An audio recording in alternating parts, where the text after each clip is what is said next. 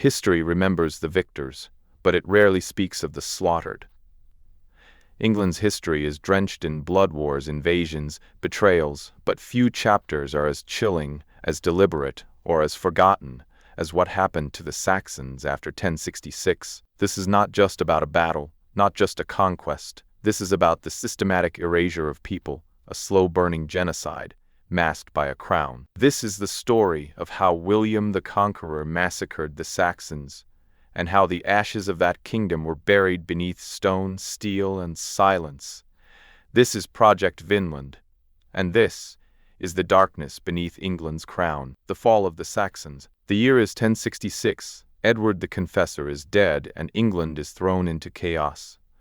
3 men claim the throne: Harold Godwinson, the Anglo-Saxon warlord; Harold Hardrada, the Viking king; and William, Duke of Normandy. In a brutal twist of fate, Harold defeats the Vikings at Stamford Bridge, only to march south exhausted and bloodied, to meet William at Hastings. What followed was a slaughter. The Saxon shield wall held but for a moment, until fate or a stray arrow struck Harold down. By dusk, the last true Saxon king lay dead, and England belonged to the Normans. But conquest on paper is not conquest in blood. The Saxons weren't ready to disappear. Resistance in the north. In the south, the nobles surrendered. In London, the church submitted, but the north would not kneel. Northumbria, the ancient cradle of Saxon power, ignited with rebellion. Led by the elusive Edgar the Atheling, young, rightful heir to the throne, and powerful earls like Edwin, Morcar, and Waltheof, the north rose up. Norman castles were burned, garrisons slaughtered.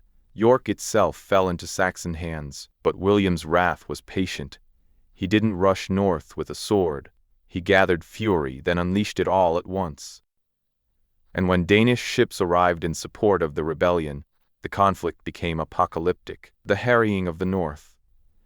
It was winter, 1069, and William the Conqueror had made his decision. This would not be a war, it would be an extermination. With a force of Normans, Bretons, and mercenaries, he marched north. Every village that had harbored rebels burned. Every storehouse emptied and torched. Every field salted and plowed underfoot. Livestock were slaughtered and left to rot in the mud. There was no harvest. There was no food. There was no mercy. The monks of Whitby Abbey abandoned their homes. The cities of York and Durham were depopulated. The land itself died. Chronicles of the time record desolation so complete, no one remained to bury the dead. Others wrote of wolves wandering into the ruins, feasting on human remains. Survivors told stories of parents eating their children, of noble women rotting in forest caves, of men dragging themselves through snow, praying only to die. Modern estimates suggest over 100,000 people perished by sword, by starvation, by exposure. Northern England was reduced to ash. The aftermath. When the fire ended, William laid the final stone in his legacy, the Domesday Book. In it, entire counties in the north were marked as waste, uninhabitable, unrecoverable, dead. This wasn't just a campaign.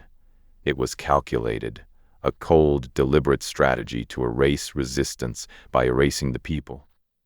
The Saxon aristocracy was eliminated, their lands confiscated, their bloodlines ended. Norman barons replaced them, ruling from towering stone castles, while the native English became serfs on their own soil. The Saxon language faded, the old customs vanished, even the church fell into Norman hands. The culture that had shaped England for over 600 years, gone in a generation. The forgotten genocide. So, why don't we hear about this in history class? Why is it that one of the largest mass killings in medieval Europe is a footnote at best? Because William won, and the victors write the chronicles. The Saxons didn't have the chance to tell their side. They didn't build monuments, they didn't write scrolls, they buried their dead in silence and faded into the mist. What happened in the north wasn't pacification, it wasn't law and order, it was genocide. And it was covered in Latin words and royal seals. the legacy of ashes. Today, we walk through English cities with Norman cathedrals, Norman castles, and Norman laws. But beneath them is Saxon blood. The echoes of a lost people, a silenced kingdom, a genocide forgotten by time, but not by us. This is Project Vinland, and we remember what others choose to forget.